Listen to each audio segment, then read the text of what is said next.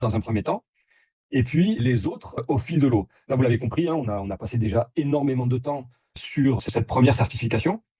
Ce qu'elle nous permet, en fait, c'est de roder la machine. C'est la raison pour laquelle on n'a pas fait toutes les certifications en même temps, mais seulement BC02.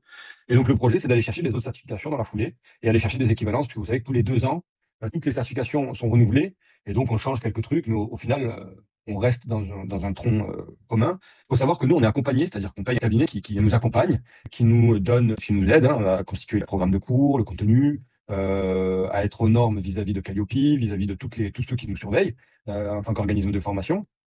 Et donc, ça nous aide quand même à aller évidemment nettement plus vite, même si on a quand même mis un an à y arriver. Mais évidemment, voilà, le projet, avec leur accompagnement, sera d'aller nettement plus loin et de continuer à progresser dans ces domaines. Là, vous êtes du coup la première tranche, j'ai envie de dire. Ce qui est problématique, entre guillemets, c'est pour ceux qui ne vont pas vers la certification, on ne refera pas le bloc 2 comme on est en train de le faire pour nos anciens élèves. On ira uniquement sur les prochains blocs dorénavant, puisqu'on devra gérer les inscriptions, les nouveaux élèves qui viennent faire une formation trading et chercher la certification. Donc on aura ces élèves-là, et on aura nos anciens élèves sur les futurs blocs. Mais on ne pourra plus revenir en arrière. Et c'est un peu l'inconvénient, entre guillemets. Donc, juste pour que tout soit clair, nous, en clair, on a l'obligation que tous les dossiers soient bouclés pour, de mémoire, le 27 mars. En clair, enfin, le 27 mars, je ne sais plus c'est quel jour, mais voilà, on devra avoir tout bouclé avant le 27, et là, on est en bonne voie. Il faut savoir que pour tous les dossiers, on doit parfois faire des dossiers supplémentaires pour faire une demande d'équivalence par rapport au diplôme obtenu dans votre carrière. S'il n'y a pas de diplôme, il faut qu'on justifie d'une expérience. Enfin, c'est très lourd. Donc là, clairement, on a géré ça ces 3 dernières semaines, franchement, mais constamment. Et très honnêtement, c'est pas ceux qui me connaissent, c'est pas ça mon métier, quoi. Donc bon, on va jouer le jeu. On a joué le jeu. On va continuer d'aller au bout de cet aspect-là. Et puis ensuite, on continuera vers les autres blocs de compétences. Ouais, pardon, c'était la date limite d'inscription, c'est le 27 mars. Ouais. Alors au-delà de cette certification-là, on pourrait aller chercher plus tard d'autres certifications. Et l'idée, évidemment, c'est que plus vous aurez de diplômes, plus ce sera facile pour vous d'aller chercher d'autres diplômes. C'est-à-dire que ceux qu'on a réussi à faire valider maintenant, sachant qu'on est au début et qu'ils sont vraiment, j'ai envie de dire, ils sont intransigeants, c'est-à-dire qu'ils nous ont refoulé la quasi-totalité des dossiers dans un premier temps. On a dû les refaire, mais on les a fait correctement avec leur aide. Cette aide-là, on ne l'aura plus pour les prochains dossiers. Ce sera des dossiers lambda, ils sont validés ou ils ne le sont pas, mais on ne revient pas dessus. Enfin voilà, là on a parlé de l'aspect administratif. Maintenant, l'aspect fonctionnel. Donc, on va continuer les réunions comme on est en train de la faire ce soir, avec des PDF, avec des documents, avec des synthèses, tout un tas de choses. Et ça, on le fera au fur et à mesure. Et ça va se prolonger sur avril, puisqu'évidemment, clairement, là, par rapport à notre calendrier de départ, quand vous avez reçu l'email qui vous proposait de faire d'aller vers la certification, et effectivement, vous n'aviez pas la deadline du 27 mars, et ça peut expliquer pourquoi on a été on vous a un peu mis la pression. Désolé, mais bon, merci de votre confiance, puisque ça, pour le coup, je dois vous le dire, c'est appréciable. Il y en a des anciens élèves qui n'ont pas eu confiance en nous, faut le savoir, pas eu confiance en moi, clairement, parce que c'est moi que vous avez eu en ligne. Ça m'attriste, parce que c'est pas l'image que je veux donner de notre activité, de notre métier de cotation. Mais en tout cas, ceux qui ont tenu le coup, bah, écoutez, je suis très fier de pouvoir commencer, et d'être allé au bout, sachant que voilà, on avait cette deadline qui était lourde, qui l'est toujours, hein, on n'a pas fini. Voilà, donc on a perdu grosso modo jusqu'à aujourd'hui, puisqu'on aurait dû commencer déjà au début du mois de mars. Ok. Alors, on constituera donc un dossier. Ce dossier, on devra l'avoir transmis au plus tard à la fin du mois d'avril. Donc ça aussi, c'est une autre pression, parce que si on l'a pas transmis d'ici la fin du mois d'avril, ben, on aura travaillé pour rien. Donc ça, voilà, en fait, vous avez pu voir la partie émergée de l'iceberg, mais très honnêtement, on a travaillé d'arrache-pied avec l'équipe, c'est très éreintant. Mais je pense que pour le coup, c'est utile, parce que ça nous fait changer un petit peu d'horizon et de présentation et de discipline d'une certaine façon, parce qu'aujourd'hui, on va pouvoir former des gens qui auront davantage, plus de succès à l'embauche après nos formations. Et ça, pour le coup, moi, ça me paraît être une notion importante, vu qu'on travaille avec beaucoup d'organismes comme ne serait-ce que France Travail. Si France Travail, demain, on peut leur dire, ben, grâce à la certification, ce candidat va pouvoir retrouver un emploi, c'est un pas vers plus de facilité pour financer les formations des élèves et avec évidemment plus de débouchés. Ok, donc le dossier doit être conclu pour la fin du mois d'avril. Évidemment, ce dossier, vous ne le constituez pas tout seul, vous le constituez avec votre formateur. Évidemment qu'on a déjà une trame de ce qui doit être fait, et donc, eh bien, voilà, on va vous orienter, on va vous préparer, on va vous communiquer les sujets les plus importants, on va dégrossir les infos. En clair, voilà, on va œuvrer pour votre réussite, comme on le fait toujours, mais là, pour le coup, en plus, disons que, à la différence de ce qu'on a pu faire jusqu'à présent, là, l'avantage, c'est qu'on a un but qui est d'obtenir la certification, et on a des chances de l'obtenir en travaillant sérieusement. OK.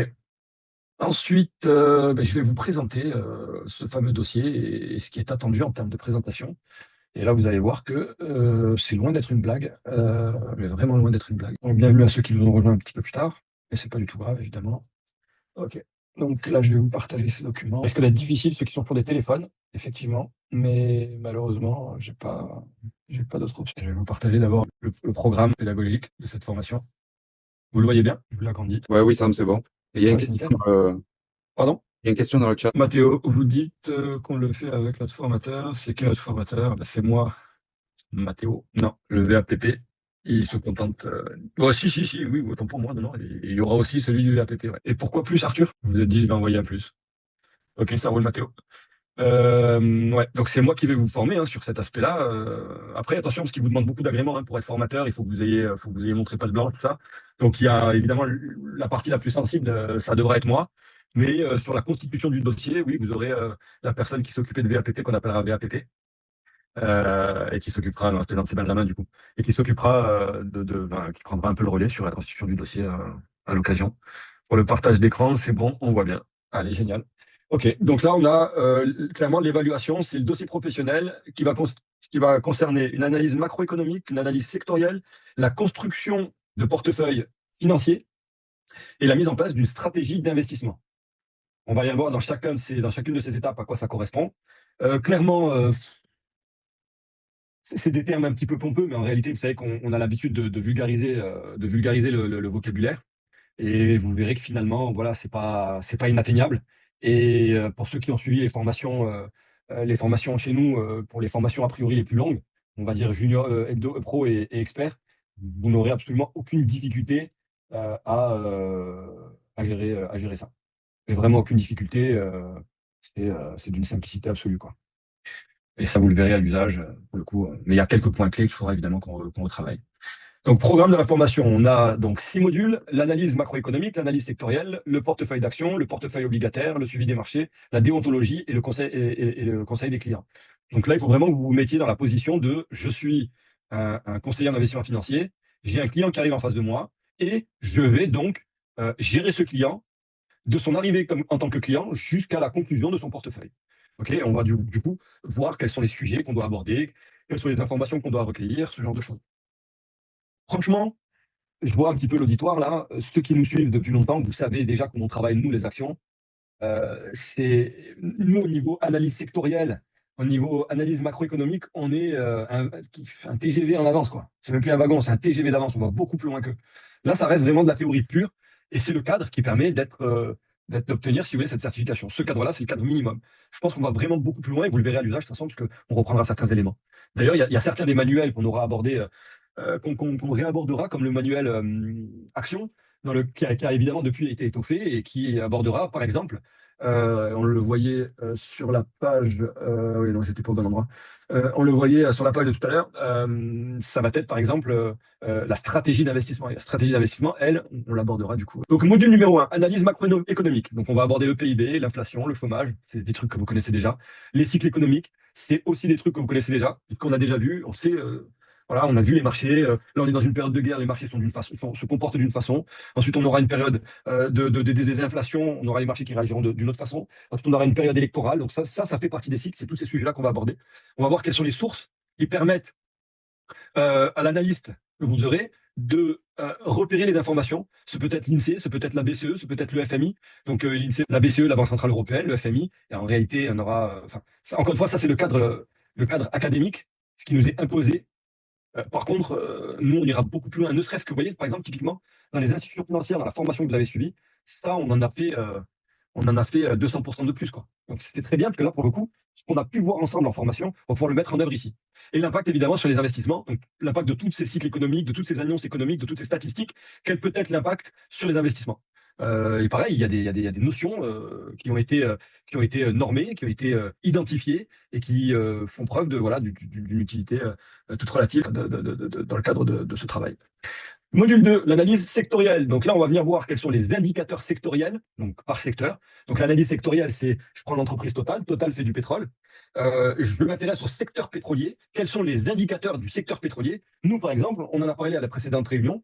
On a parlé du Brent en crude oil et du WTI. Donc là, on a deux indicateurs sectoriels. Les deux sont tradables puisqu'on les trouve en futur pour pouvoir intervenir dessus. Mais ces deux indicateurs, par exemple, vont nous donner des indications sur la santé économique du secteur pétrolier. Là, en ce moment, on voit bien que le pétrole prend de la valeur. Ça veut donc dire que l'indicateur que nous donne l'indication que nous donnent ces indicateurs, c'est que le secteur ne va pas bien. Okay. Après, on pourra aller évidemment plus loin en fonction du secteur, et ça, on l'abordera ensemble au moment venu. Encore une fois, là, on est sur la présentation de ce que sera le programme de formation et de ce qui sera attendu. Donc là, ça vous donne déjà des idées sur ce que vous pourriez, de votre côté, de manière individuelle, les lectures que vous pourriez faire, ce genre de choses. L'analyse technique, là, on est sur l'analyse technique et graphique. Hein, là, pour le coup, vous êtes à des années-lumière du niveau attendu. Vous êtes sur la Lune. Donc ça, ce ne sera pas un sujet. Ensuite, on a les secteurs porteurs contre les secteurs défensifs. Donc, pareil, on va apprendre à identifier ces types de secteurs. Et qu'est-ce qui nous fait dire qu'un secteur est défensif ou plutôt porteur? Sachant qu'on verra dans la gestion des portefeuilles, dans la stratégie de gestion de portefeuille, que ces notions-là, on les retrouvera de nouveau, puisque une valeur porteuse, elle est a priori sous-cotée, une valeur défensive, elle est a priori surcotée. Et on ira chercher des stratégies d'investissement qui nous permettront de capter le mouvement dans les deux sens, et pourquoi pas donc couvrir une position sur l'autre. Ça, pareil, c'est des notions que vous connaissez déjà. C'est pour ça que je suis vraiment pas inquiet quant à l'issue de cette certification. Ensuite, on a le module 3. Donc là, on est sur le portefeuille d'action pur et dur. Donc, on est sur la constitution du portefeuille. On va voir donc une analyse fondamentale. L'analyse fondamentale, c'est vraiment la partie théorique. Hein, j'ai envie de dire, on n'est pas du tout sur le graphique. Donc, on va travailler le PER, le ROE et bien d'autres, puisque là, pareil, hein, c'est le minimum. Mais nous, on a évidemment des connaissances nettement plus poussées sur ces sujets-là. Donc, analyse fondamentale, analyse technique. Les deux viendront se corroborer. Ça, on l'a déjà fait aussi hein, dans le module action. C'est exactement ce qu'on travaille. On va même plus loin, c'est-à-dire qu'on fait l'analyse technique pour repérer les valeurs qui ont un potentiel technique graphique. Et ensuite, on va s'intéresser, une fois qu'on a obtenu cette liste, à l'intérieur de la valeur, qui est le PDG, où est-ce qu'ils sont cotés, quel est l'historique des inventions, des mises de points, et j'en passe. Bon, tout ça, pareil, vous le connaissez déjà pour ceux qui l'ont déjà suivi. Et évidemment, on ira nettement plus loin, puisque là, voilà, on veut que ça devienne académique. Les critères ESG, donc là, on rentre dans le dur, là, parce que là, ça, c'est a priori une notion. Alors, j'aimerais bien, dans le chat, que vous me disiez oui ou non si vous connaissez ces notions-là, par exemple. Critères ESG. Et je vous en dis plus juste après. Mathéo, non. Léo, oui. Arthur, non. Théo, Carna. Voilà, donc là, on rentre vraiment. Alors là, clairement, voilà, ça, c'est le niveau AMF, en fait. Là, on touche le niveau AMF. C'est pour ça que je vous dis qu'il y a quand même une partie qui sera commune. Là, on est sur la certification AMF. Les critères ESG, ce sont des critères qui ont été élaborés récemment pour noter les entreprises, les portefeuilles, les OPCVM, les FIA. ESG pour environnement, environnemental, sociétal et de gouvernance. Ce sont des critères qui permettent de qualifier une entreprise, de qualifier un produit financier et de le mettre en avant par rapport à ces critères. Parce que, par exemple, l'activité qui est derrière n'est pas polluante, parce que on va correctement rémunérer nos partenaires, que ce soit les producteurs ou les employés de la boîte. Ce sont des critères, je dirais, voilà, environnementaux, sociaux et de gouvernance. Ok, donc ça pareil, on va le décortiquer, on en reparlera. Et voilà. Et ensuite, la diversification. Donc, comment on fait pour diversifier un portefeuille d'actions? Pareil, hein, bon, nous, on a tendance à ne pas le diversifier. Hein, ça, c'est notre tort vis-à-vis d'un portefeuille académique. Nous, on n'est pas dans la diversification. Nous, on va là où le vent nous souffle, là où le vent souffle. Nous, on va, par exemple, si on est à vent debout, si l'actualité tourne autour des entreprises pétrolières, on est dans le pétrolier à 300%. C'est parce qu'on a la capacité de réagir, ce que ne nous offre pas un prestataire de services financiers. Quand je fais de l'investissement auprès d'un prestataire financier, lui n'a pas la possibilité, avec les 18 milliards qu'il a investis, d'aller déboucler des positions. Lui, son projet, c'est juste, et ça on le reverra dans les stratégies, c'est juste de tenir l'indice. Portefeuille obligataire. Donc le portefeuille obligataire, là on est sur les obligations. Donc quel type d'obligation obligataire? Donc par opposition aux actions, une action, j'achète une action, je possède une part de l'entreprise. Comme par contre je possède une obligation, je possède une créance sur l'entreprise. L'entreprise a une dette envers moi et elle doit me rembourser tous les mois. Ça pareil, on le reverra. Donc on a des notations d'obligations de AAA. C'est la note la plus élevée, ABB, qui est la note qui vous fait, après ça, vous sortez, plus personne n'investit chez vous, quoi. Ensuite, on verra les notions de duration, vanne, prix. Duration, par exemple, c'est la capacité d'évaluer la valeur d'une obligation. Le module 5, c'est le suivi des marchés. Donc là, on va intégrer les indices boursiers qui, eux, sur le papier, en tant qu'indices boursiers, nous serviront, contrairement à ce qu'on fait nous, n'intervient sur les indices boursiers. Là, ils sont censés nous servir seulement d'indicateurs. Ils feront partie des indicateurs techniques. L'indice boursier, puisque je suis censé, comme je vous l'ai dit tout à l'heure, tenir l'indice. Donc mon projet, c'est pas de surperformer, c'est juste d'avoir le résultat de l'indice en termes de revenus sur le portefeuille que j'aurais constitué. Ensuite, on a les indicateurs techniques. Donc là, on est sur les vous connaissez déjà, ça, j'ai plus rien à vous apprendre. Et ensuite, on est sur la gestion active, vs passive et d'autres types de gestion. Là, clairement, vous aurez une flopée encore de types de gestion. On vous apprendra à identifier, à travailler, à gérer. Et voilà. Donc, dans les gestions actives, on en a 5 ou 6. Dans les gestions passives, on en a 5 ou 6. C'est-à-dire qu'en clair, on ne vous a pas donné le détail des types de gestion. À la limite, le meilleur titre aurait été les types de gestion, mais effectivement, il y a 2 types principaux, active et passive. Passive, elle sera liée à l'indice. Active, elle cherchera à surperformer l'indice. Il y a des thématiques, des termes à l'intérieur qu'on ira chercher, comme benchmark et j'en passe, qui viendront étoffer nos connaissances et votre savoir-faire. Et c'est ça qui fera la différence quand justement vous noterez ce genre de choses dans vos récaps, dans vos dossiers. Là, vous ferez évidemment la différence puisque ça montrera que vous êtes impliqué dans votre projet et que vous maîtrisez le sujet. Encore une fois, moi, mon projet, c'est pas juste de vous former à obtenir la certification. Le projet, c'est qu'à l'issue de cette certification, vous ayez vraiment acquis les compétences et qu'il y ait vraiment un avant-après. Vous voyez, typiquement, là, on a parlé de l'ESG. Personne ne connaît. On termine la formation, on fait le point. ESG, ça devient une évidence. Vous savez ce que c'est, vous savez pourquoi on en parle et à quoi ça sert. Ok. Ensuite, la déontologie. Là, on va parler des réglementations, de la réglementation. Donc, les réglementations, il y a MIFID 2. C'est la grosse norme actuelle. Elle est très lourde en termes de connaissances théoriques. Mais pareil, on a des points clés qui vous permettront vraiment d'assimiler l'essentiel et de ne retenir que l'essentiel. C'est la réglementation européenne qui régit tous les placements financiers. Tous. Si aujourd'hui, nos CFD ne sont plus aussi rentables qu'ils l'ont été avec des effets de levier plus faibles, c'est MIFD qui est venu réguler la marge que l'on peut affecter à certains types d'outils. Ensuite, on a KYC, on a le profit client qu'on devra déterminer, qui sera essentiel à la détermination du profit client, parce que, encore une fois, le dossier, il visera à constituer la gestion d'un dossier client de son arrivée jusqu'à sa fin, jusqu'à la constitution du portefeuille. Donc là, on va pareil apprendre à travailler le profil client pour identifier ses besoins et ça impactera évidemment le type de gestion, hein, sur le module précédent, le type de gestion qu'on lui affectera.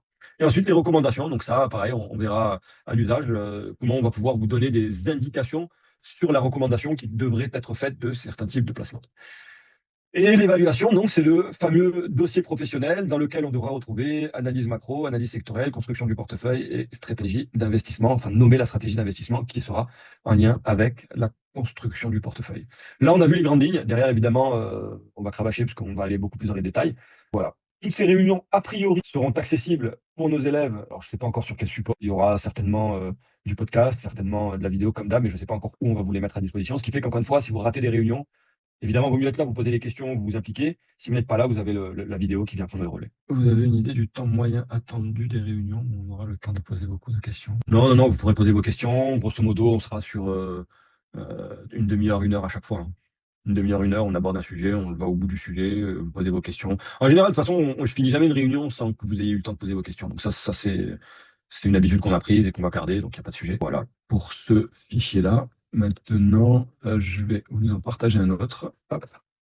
Arthur, il est sorti. Aïe, Arthur. Arthur, ça fait longtemps que vous êtes plus connecté? Arthur, ça fait longtemps que vous êtes plus connecté? Un petit moment, enfin un petit moment. Ouais, en fait, le problème, désolé. Le problème, c'est quand je suis dans le. De toute façon, comme je disais justement qu'il y aura. On était sur les applications quand ça a planté. Ok. Donc, tout se retrouvera sur le podcast et vidéo, donc il n'y a pas de sujet. Posez vos questions en cours de route, n'hésitez pas. Je vois finalement les questions que vous me posez avec le chat.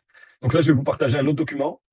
Allez, je vous partage ça tout de suite. Donc là, on va être sur le fameux dossier qu'on devra transmettre à la fin de votre formation. Podcast, etc. C'est le contenu payant de l'application. Non, pas du tout. Non, là, il n'y a rien de payant. Là, vous êtes déjà dans tout ce qui est là. Là, il n'y a rien de payant. Tous les élèves qui sont dans la certification, soit vous allez vers la certification et vous l'obtenez, donc il n'y a rien à payer. Soit vous vous préparez à la suite, parce que c'est toujours très honnêtement, ce qu'on aborde ici, c'est pas des sujets qu'on trouve facilement, je pense. Après, je vous avoue que j'ai pas été chercher non plus. Mais donc, non, pas de souci pour l'application. Par contre, assurez-vous, s'il vous plaît, encore une fois, de recevoir les notifications. Et si vous ne les recevez pas, n'hésitez pas à me faire un message à moi directement pour me dire que vous avez un problème de notif et on règle le problème de notif. Parce que tout va passer par l'application, effectivement. Alors, du coup, maintenant, il y a la chaîne YouTube. Je ne sais pas si vous avez vu sur l'application, vous avez accès directement depuis l'appli. Sur la chaîne YouTube, bon, pour le moment, c'est des vidéos qui sont en lien avec le blog. Mais progressivement, il va y avoir plus de choses. Alors, elle ne bug pas l'application, elle est juste extrêmement lente. Donc, quand vous cliquez, il faut être patient. Oui, j'ai entendu quelqu'un prendre la parole. C'est Sarah. Ah, c'est Sarah.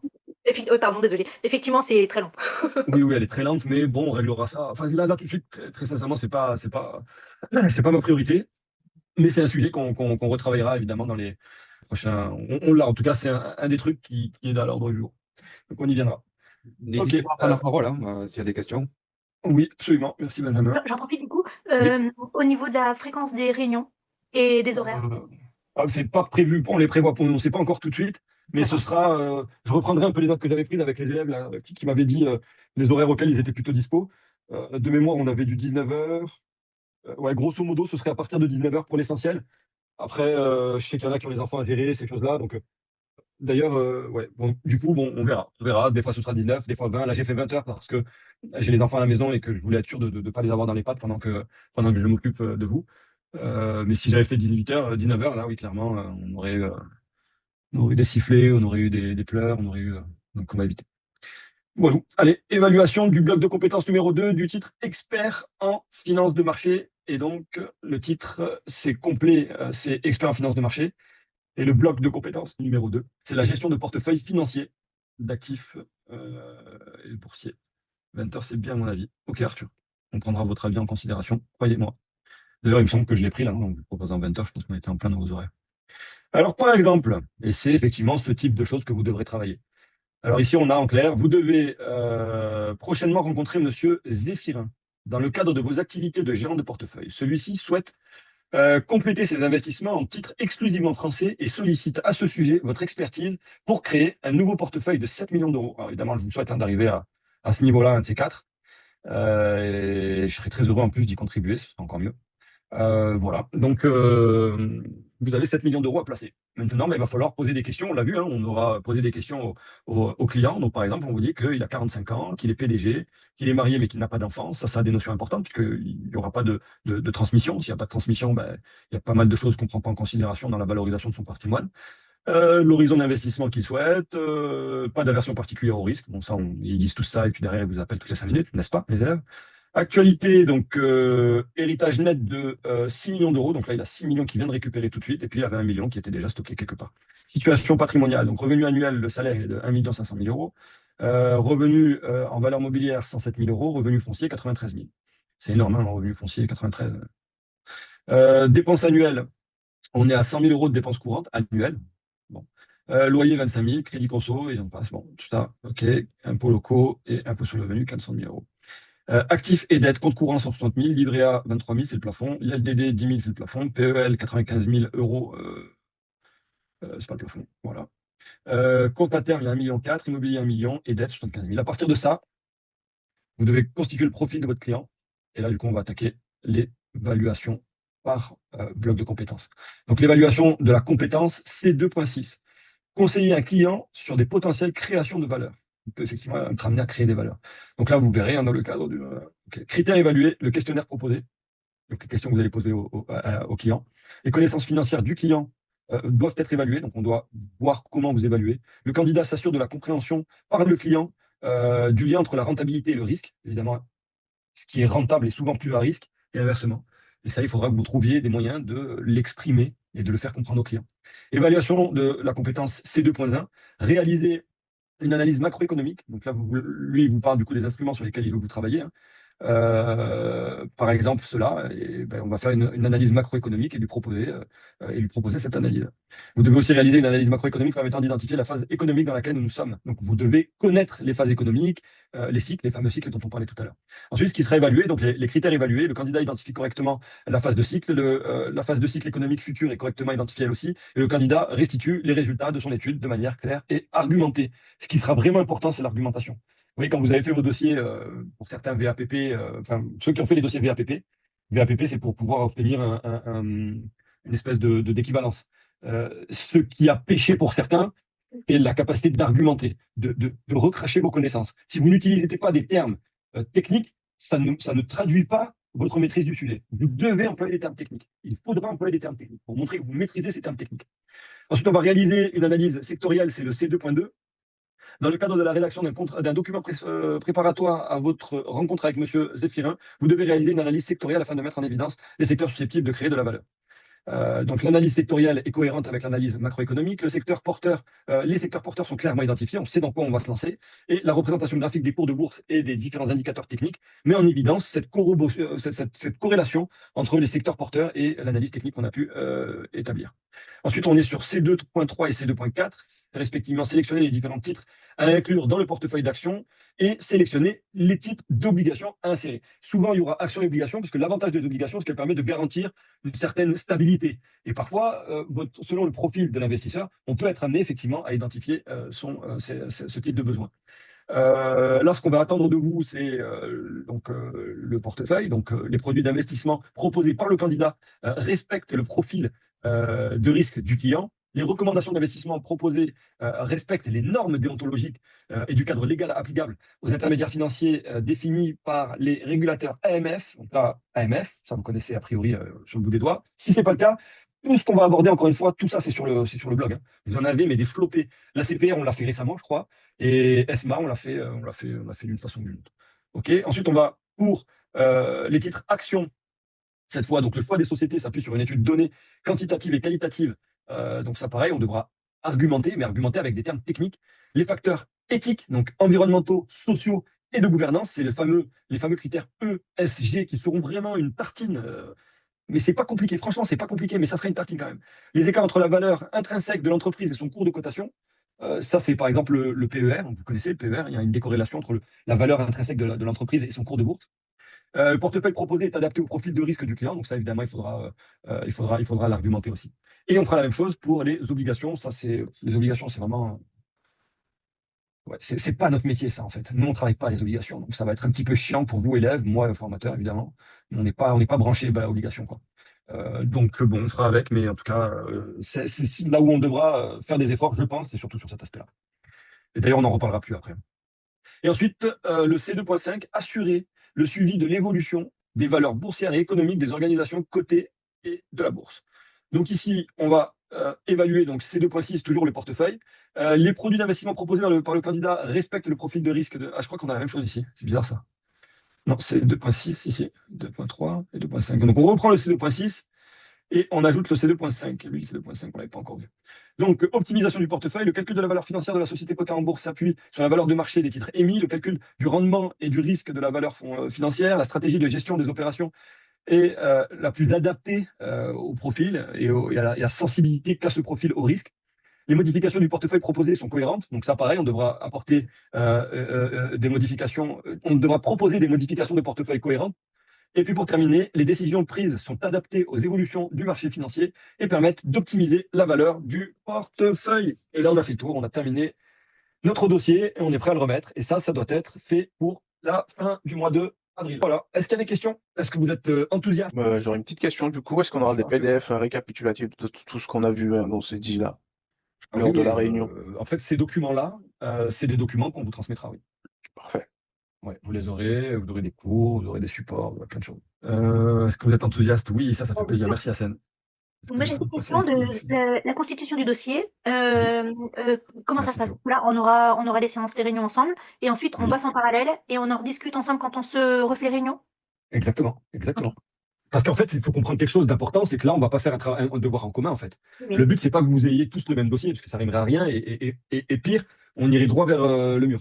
Il faudra que vous apportiez votre patte. Par contre, nous, on est là en support, c'est-à-dire que moi, vous me proposez un document, je le lis, je vois que mon élève a des lacunes, eh bien, j'ai la possibilité en tant que formateur de demander à mon élève de retravailler un sujet en lui donnant des consignes différentes. Par exemple, je veux un vocabulaire plus technique, je veux un vocabulaire plus fourni, je veux une présentation plus longue et lui donner des orientations. Donc ça, je serai en mesure de le faire. D'accord. OK. Et puis Mathéo, pas de problème, oui, vous pouvez m'appeler. Est-ce que du coup on a fait le tour? Est-ce qu'il y a des questions? Est-ce que tout le monde a pu rester? Ça, j'ai pas pu le voir. J'espère que personne n'est resté en état. Appelez-moi et je vous rappelle dès que j'ai un moment. On peut passer. Et bien écoutez, pour moi, je pense qu'on a fait le tour. Heureux de vous avoir retrouvé pour certains que j'ai pas vu depuis un moment. C'est très agréable. Puis j'espère qu'on sera de plus en plus nombreux, que ça donnera envie à d'autres de nous rejoindre dans cette aventure. Tiens au courant, notification, je fais le point. Donc j'ai Théo et Mathéo qui doivent m'appeler. On va commencer par Mathéo et puis Théo dans la foulée. À 21h, Mathéo, et puis à 21h05, Théo. Ça roule? Et je vous souhaite à tous une excellente fin de journée, de soirée. Profitez bien. Et puis c'était un plaisir. Et puis j'attends vos retours pour me dire ce que ça a donné. À plus Bonne tard, soirée bye à tout le monde. tous. Bonne soirée, au revoir, merci. Oui, bonne soirée, au revoir. Au revoir.